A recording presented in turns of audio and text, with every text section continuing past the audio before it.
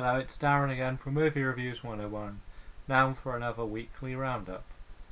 First up, we have The Amazing Spider-Man 2, fresh out on DVD this week. We follow Peter Parker as he finished graduating high school and now enters into the next chapter of his life. We spend a lot of time watching him decide whether he wants or doesn't want a girlfriend, before meeting the first villain, who is another accident waiting to happen, in Electro. They have some good battles, don't get me wrong, this was good. And then we also meet Peter's old school friend Harry Osborn, who is dying and wants Peter, or Spider-Man's blood, to regenerate the health so he can live longer. They all end up in one big battle. We get some tears, and Peter has to grow up and wait. We get left waiting for the sequel. Guess this could turn out really well, great character development, but if the sequel is poor, this is going to go down as a poor Spider-Man film. So I only gave this in the 70s because I'm not sure what's going to happen next and how good what happens next will be. Next up we have Rites of Spring. This is a film basically about a group of ransom people whose scheme turns into a nightmare when they end up battling against something unknown that has to be satisfied every spring. Yeah, that's that simple. It's just a basic horror. We could have had a new horror creature. We should have had a new horror creature, but it just doesn't come off very well. This only gets a 57. I'm sorry. Next up we have The Quest with Jean-Claude Van Damme again. Seems to be doing a lot of his films recently. This rotates around the idea of one man who gets kidnapped, sent onto a ship, and he has to learn how to fight to survive for his masters before being sold yet again to another rich man who takes him to the mighty fight group thingy, where he has to face the best fighters from each country into epic battles. Simple, right? The fights come off very well, don't get me wrong, but some are short.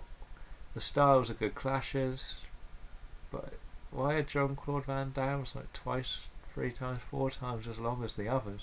Some of them are over in one punch. His take 5 minutes. He gets battered and then wins.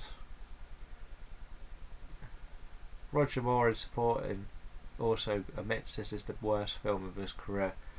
I was being generous with this. I think I gave it somewhere in the region of the 60s because I like the action in the fights and I like the clash of styles, but otherwise this is going to be one of the forgotten Jean-Claude Van Damme films, like many of them really. Next up we have Paranoia. This really went under the radar last year. It stars Harrison Ford, Gary Oldman, Liam Hemsworth,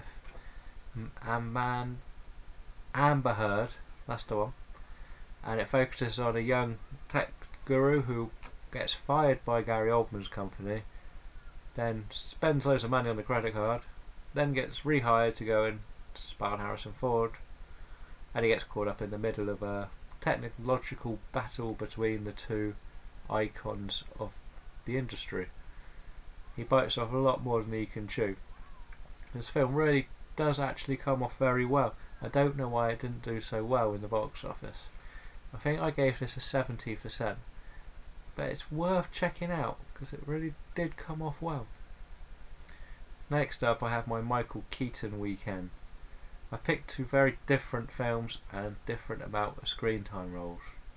First up we have Desperate Measures from the mid-90s. This is Michael Keaton as a serial killer who gets loose in a hospital and blackmails the cop who arrested him to help him escape while he kidnapped his family. There's a tidy little action in this one. I didn't see it coming. I didn't know much about it when I went in. It's worth a try. Give it a go. Michael Keaton and Andy Garcia, quality together. Second up, I picked a very small supporting part one. I picked The Other Guys. A very, very funny film. It's well worth a watch. You know what's going to happen. It's Will Ferrell, Mark Wahlberg, complete opposites, trying to solve a crime. Michael Keaton is their long-suffering chief of police who respects their style or their ideas and dislikes their style of approach. It's funny. It's one of the funny ones of Will Ferrell's. I don't like his silly comedies. This is well worth a chance. You probably would have already seen this one, but if you haven't, try it out. Next up is my Wes Bentley top 5. These are going to come off horrendous because I can't pronounce half of them. First up is Peter Hood from Gone.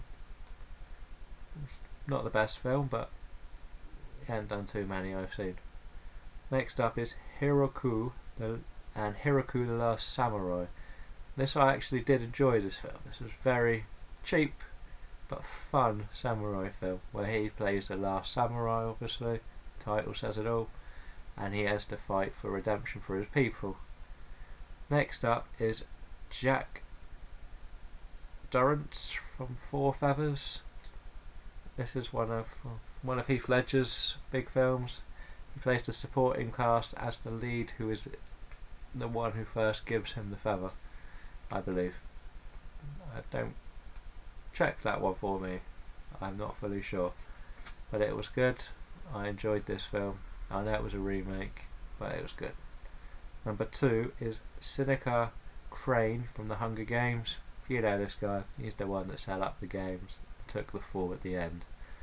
Very charismatic character. Number 1, you should really know this one.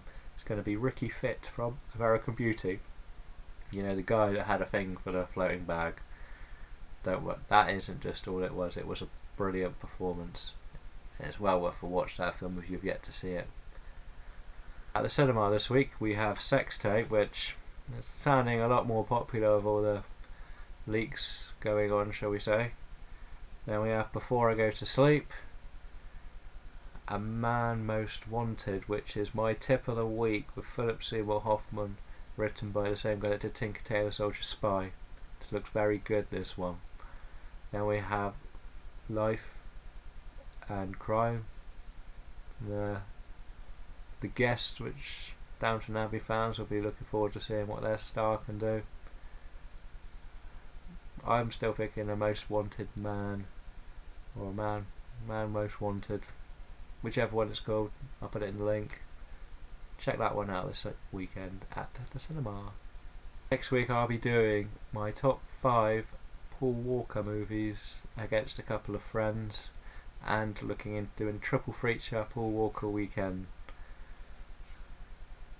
So what would you pick for your triple feature, and what would you put in your top 5? I would also like to thank Horrorville for my first blogging nomination, and I also posted all about that and put my nominations out there. I have also been posting on there. This week I'm probably going to look to do No One Lives. I know I've done it already, but I'm going to do it again. And I'm also introducing this week my top 5 horror comedies in a versus post against a couple more friends. What would you pick on your top 5 horror comedies? Just remember to like the video, subscribe to the channel, follow us on Facebook, follow us on Twitter even, like us on Facebook, and check out the website. This is Darren, and thank you for watching.